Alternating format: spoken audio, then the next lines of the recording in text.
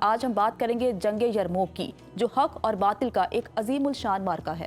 اسی پر روشنی ڈالنے کے لیے ہمارے ساتھ موجود ہیں ریسرچ اسکالر سید فہد علی قاسمی صاحب۔ جی فہد صاحب، تھینکس الاٹ عزیر اینڈ جنت۔ ہم جیسے کل شام کے اوپر بات کر رہے تھے، آج بھی ملک شام کے اوپر ہی بات کریں گے، مگر آغاز میں شیخ حجویر کا وہ قول میرے پیش نظر رہتا ہے۔ شیخ حجویر نے فرمایا تھا، سننے والے کا مقام بولنے والے سے پڑھ کر ہے، کیونکہ جو سنتا ہے وہ رب تعالیٰ کی رضا کے لیے سنتا ہے، جو بولتا ہے کبھی رب کی رضا کے لیے بولتا ہے، بہت دفعہ اپنے آپ ہی کو راضی کر رہا ہوتا ہے۔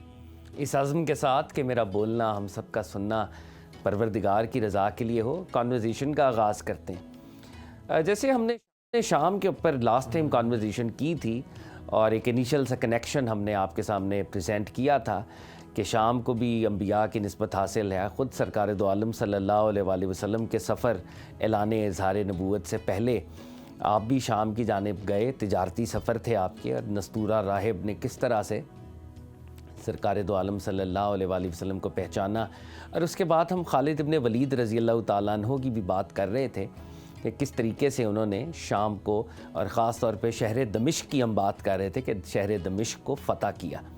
یہاں پر یہ کہنا ضروری ہوگا کہ دمشق جو ہے، جس کو انگریزی میں ڈیماسکس کہتے ہیں، اس شہر کے حوالے سے یہ کلیم ہے کہ یہ دنیا کا قدیم ترین شہر ہے، قدیم ترین ان دا سینس جو مسلسل آباد ہے، جہاں پر ایسا نہیں ہوا کہ آبادی ختم ہو گئی ہو۔ تو دنیا کے قدیم ترین شہروں میں سے ایک ایسا شہر جو مسلسل آج تک آباد چلا آ رہا ہے۔ اور دمشق، جیسے ہم نے لاسٹ ٹائم بات کی تھی، 634 میں مسلمانوں نے فتح کیا۔ یعنی امیجن کریں، غزوہ بدر 624 میں ہوئی ہے، 624 اور 10 سال کے اندر 634 کے اندر دمشق فتح ہو گیا۔ جب دمشق فتح ہوا تو جیسے ہم یہ بات پہلے بھی کرتے آئے ہیں کہ یہ ایسٹرن رومن امپائر، جسے بیزنٹینین امپائر کہتے تھے، شام ان کا ایک امپورٹنٹ پروونس تھا، اور دمشق جیسا شہر ان کے ہاتھ سے نکل جائے تو یہ معاملہ ان کے لیے بھی بڑا خراب تھا۔ اس دور میں ہرکل کیسر روم، جو ان کا ایمپرر تھا، جس کو انگریزی میں ہیراکلیس کہتے ہیں، ہیراکلیس نے سوچا کہ ہم فائنل بیٹل مسلمانوں کے ساتھ لڑتے ہیں، ایک فائنل الٹیمیٹ وار، اور شام جو ہے وہ مسلمانوں سے، اور دمشق جو ہے مسلمانوں سے واپس واگزار کراتے ہیں۔ ایک بہت بڑی فوج لے کر یرموک کے میدان کے اوپر ہرکل کیسر روم اپنی فوج کو لے کر آیا، اور وہ اس میدان سے کچھ میل دور ایک شہر انطاکیہ، جسے کہتے ہیں انگریزی میں اینٹی اوک کہتے ہیں، تو وہ خود اینٹی اوک میں موجود تھا، اور اس محاذ جنگ کے اوپر بہت بڑی آرمی اور اس کے جنرلز یہاں پہ آئے، اور ان جنرلز کے اندر سلیوکس تھے، آرمینینز تھے، جرمینک ٹرائبس تھے، یعنی یورپ کے بڑی بڑی فوجیں مسلمانوں کے خلاف یک وقت حملہ آور ہو رہی تھیں۔ اور یہ جو میدان ہے، اس کو یرموک کا میدان کہا جاتا ہے، اور یہاں پر حق و باطل کا وہ عظیم الشان معرکہ پیش آیا، جس کو آج تاریخ میں جنگ یرموک کہتے ہیں۔ 12 میل لمبا محاذ جنگ تھا۔ یورپ کی کریم، یورپ کی ملٹری کریم مسلم عربوں کو چیلنج کرنے آ گئی۔ ادھر مسلمانوں کے جو اوورآل کمانڈر تھے حضرت ابو عبیدہ جراح رضی اللہ تعالیٰ عنہ، اور انہوں نے ایک دفعہ پھر آپریشنل کمانڈر بنایا خالد ابن ولید رضی اللہ تعالیٰ عنہ کو، جن کا ٹائٹل تھا سیف اللہ۔ 6 دن کی یہ جنگ، حق و باطل کا یہ عظیم الشان معرکہ، 12 میل لمبا یہ فرنٹ، اور یورپ کے لمبے تڑنگے اسلحے سے لیس، کیل کانٹے سے لیس ملٹری جنرلز مسلمانوں کا مقابلہ کر رہے تھے۔ 6 دن تک یہ جنگ چلتی رہی، اور 6 دن کے بعد اس جنگ کا جو ہے اختتام ہوا۔ اس جنگ میں مسلمانوں نے بھی بہت سی شہادتیں پیش کیں، مسلم جاں بازوں نے بھی کمال جاں بازی اور کمال بہادری دکھائی، لیکن ایک بات یہاں پہ کہنی پڑے گی، یہ صرف جاں بازی کا مقابلہ نہیں تھا۔ خالد ابن ولید کی وہ جو ملٹری پرویس تھی، وہ جو ان کا ٹیکٹیکل ہونا تھا، وہ جو ان کی ملٹری اسٹریٹجی تھی، اور اسی لیے دنیا میں ان کو آل Times one of the best generals آج تک مانا جاتا ہے. برطانیہ کی، یورپ کی ملٹری اکیڈمیز میں خالد ابن ولید کی ملٹری اسٹریٹجیز پڑھائی جاتی ہیں. یرموک کے اندر گو کہ مسلمانوں کے نمبرز کم تھے، لیکن خالد ابن ولید ایک ملٹری ٹیکٹک امپلیمنٹ کیا کرتے تھے جس کو ڈبل انویلپمنٹ کہتے ہیں. اس دور میں ملٹریز کے فلینکس ہوتے تھے، لیفٹ فلینک، رائٹ فلینک، میمنہ، میسرہ. یہ اپنی کیولری یعنی اپنے گھڑ سواروں کی مدد سے ان فلینکس کے اوپر حملہ کرتے تھے، بیک وقت حملہ کرتے تھے، سرعت کے ساتھ حملہ کرتے تھے، اور ڈبل انویلپمنٹ اینمی کو حیران کر دیتی تھی. اور جب یہ جنگ اپنے جوبن پر تھی، خالد ابن ولید رضی اللہ تعالیٰ عنہ کی کیلکولیشن تھی کہ یہ ہم چھٹے دن انشاءاللہ پریویل کریں گے. تو انہوں نے 5واں دن جب گزرا ہے تو رات کو اپنے گھڑ سواروں کو اینمی کے رینکس کے اندر پینیٹریٹ کروایا رات کے اندھیرے میں. اور ایک پل تھا جہاں سے دشمن کل کو پسپائی اختیار کرتے ہوئے بھاگتے ہوئے جا سکتا تھا. راتوں رات اپنے محافظوں کو، اپنے مجاہدوں کو، جانبازوں کو اس پل کے اوپر پوسٹ کیا. اور چھٹے دن جب یورپین آرمیز، سلیوکس، آرمینینز، جرمینک ٹرائبز وہ واپس جا رہے تھے، اس پل کے ذریعے پسپائی اختیار کرنا چاہ رہے تھے، تو وہاں پر آلریڈی مسلمانوں کے جانباز موجود تھے. صحابہ اور تابعین کی آرمیز وہاں پہ موجود تھیں، اور اس آرمی کی کمر ٹوٹ گئی. جنگ یرموک مسلم تاریخ میں نہیں، عالمی تاریخ کا ایک ٹرننگ پوائنٹ ہے. اگر یرموک میں مسلمانوں کو فتح نہ ہوتی تو شاید عالمی تاریخ آج مختلف ہوتی. مسلمانوں کو شاندار فتح نصیب ہوئی. یرموک ایک پیراڈائم شفٹ تھا، اور انطاکیہ میں بیٹھا ہوا سیزر، ہیراکلیس، ہرکل کیسر روم واپس جا رہا ہے قسطنطنیہ کی طرف جو اس کا دارالحکومت تھا، اور وہ بار بار اپنی آنکھوں میں آنسوؤں کے ساتھ یہ کہتا تھا الوداع شام، الوداع شام. یہ واقعہ 636 کا ہے، اور 636 سے لے کر آج تک شام مسلمانوں کے ہی کنٹرول میں ہے.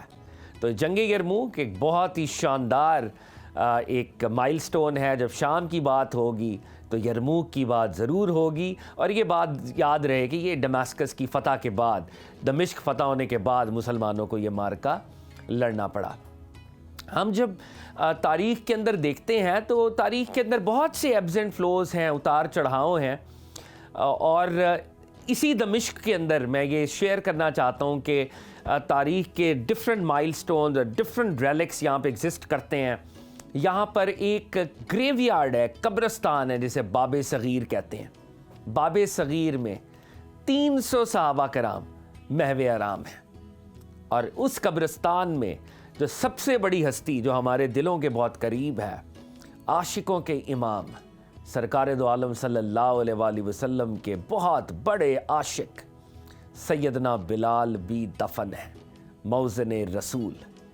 یہ وہی بلال ہیں جو جن کو سرکار دو عالم صلی اللہ علیہ وآلہ وسلم نے مستقلاً اذان دینے کی ڈیوٹی عنایت فرمائی. اور یہ وہی بلال ہیں کہ جب مکہ فتح ہوا ہے اور لوگ دیکھ رہے ہیں کہ آج اذان کون دے گا، تو بلال حبشی رضی اللہ تعالیٰ عنہ کو کعبے کی چھت کے اوپر کھڑے ہو کر اذان دینے کا حکم سرکار دو عالم نے عنایت فرمایا. اور یہ وہ عاشق ہے سرکار دو عالم صلی اللہ علیہ وآلہ وسلم کا کہ جب آقا کا وصال ہوا، آقا نے پردہ فرمایا صلی اللہ علیہ وآلہ وسلم، تو اس عاشق نے اذان دینا ترک کر دی، اور صرف 2 اذانیں دی. ایک جب مسلمانوں نے بیت المقدس فتح کیا تو جناب عمر فاروق رضی اللہ تعالیٰ عنہ نے بلال حبشی کو ریکویسٹ کی کہ جیسے آپ نے بیت اللہ مکہ میں اذان دی تھی، آج قبلہ اول ہم نے فتح کیا اذان نے، تو قبلہ اول بھی اذان بلالی سے گونج اٹھا. اور ایک دفعہ جب آپ دمشق میں تھے اور کیونکہ سرکار دو عالم کا وصال ہو چکا تھا، آپ سے وہ حالت فراق برداشت نہیں ہوتی تھی، اس لیے آپ مدینے کو آپ نے چھوڑا تھا اور آپ دمشق میں جو ہے تشریف رکھتے تھے. خواب میں سرکار دو عالم صلی اللہ علیہ وآلہ وسلم تشریف لائے اور کہا بلال تم مجھ سے ملنے نہیں آتے، سرکار دو عالم کو خواب میں یہ پایا، خواب میں یہ جملہ آپ کو عطا ہوا، تو آپ فوری طور پہ مدینے کی طرف عازم سفر ہوئے۔ مدینے پہنچے، صحابہ نے پرتپاک انداز میں استقبال کیا۔ کہا بلال ہمیں وہ اذان سنائیے جو آپ سرکار دو عالم صلی اللہ علیہ وآلہ وسلم کے دور میں اذان دیا کرتے تھے۔ صحابہ بلال حبشی سے اصرار کر رہے ہیں، بار بار کہہ رہے ہیں وہ اذان دیں، مگر بلال حبشی رضی اللہ تعالیٰ عنہ معذوری کا اظہار کر رہے ہیں، میں اذان نہیں دے سکتا۔ دو ننھے بچے سامنے آئے، حسن و حسین، فرمانے لگے چچا کیا وہ اذان نہیں دیں گے جو ہمارے نانا کے سامنے پریزنٹ کرتے تھے؟ بلال حبشی نے شہزادوں کی بات کو نہیں ٹالا، گلدستہ اذان پر آئے، اذان دینی شروع کی۔ اذان تو وہی سرکار دو عالم کے دور والی تھی، مگر بظاہر سرکار دو عالم وہاں پر تشریف فرما نہ تھے۔ بلال کی اذان بلند ہوئی، پورے مدینے کے اندر کوہرام بپا ہو گیا، صحابی صحابیات رونے لگے، خواتین اپنے ٹیرسز پہ تشریف لے آئیں کہ اذان تو وہی مدنی دور والی، پرافٹ کے دور والی ہے، مگر بظاہر سرکار دو عالم موجود نہیں۔ جیسے ہی حضرت بلال نے اشہد ان محمد رسول اللہ کا صلی اللہ علیہ وآلہ وسلم، اور آقا جہاں پر تشریف رکھا کرتے تھے اس مقام کی طرف اپنا چہرہ کیا اور آقا کو نہ پایا، تو بلال حبشی غش کھا کر بے ہوش ہو گئے اور اپنی اذان کو مکمل نہ کر سکے۔ اقبال نے فرمایا تھا ادائے دید سراپا نیاز تھی تیری، کسی کو دیکھتے رہنا نماز تھی تیری، اذاں ازل سے تیرے عشق کا ترانہ بنی، نماز اس کے نظارے کا ایک بہانہ بنی۔ بلال حبشی رضی اللہ تعالیٰ عنہ بھی شام باب صغیر میں ہی مدفون ہے۔ شام پر مزید گفتگو ہم کریں گے، ایک دو باتیں اور میں شیئر کرنا چاہوں گا۔ شام کا ایک انٹرسٹنگ کنیکشن بر صغیر کے ساتھ بھی ہے، وہ کنیکشن آنے والے دنوں میں آپ سے شیئر کروں گا۔ عزیر جنت آپ کا بہت بہت شکریہ، اور اس دعا کے ساتھ اللہ تعالیٰ ہمیں صحابہ کرام کے نقش قدم پر چلنے کی توفیق عنایت فرمائے، اور صحابہ کو جو عشق رسول تھا صلی اللہ علیہ وآلہ وسلم، اس کے چند نورانی قطرے آج کے امتیوں کو بھی عنایت ہوں، آمین یا رب۔ بہت شکریہ فہد علی قاسمی صاحب، آپ نے شام کی تاریخ، تہذیب اور وہاں پر کون سے اہم واقعات رونما ہوئے، پیش آئے، اس سے متعلق آج تفصیل میں بتایا۔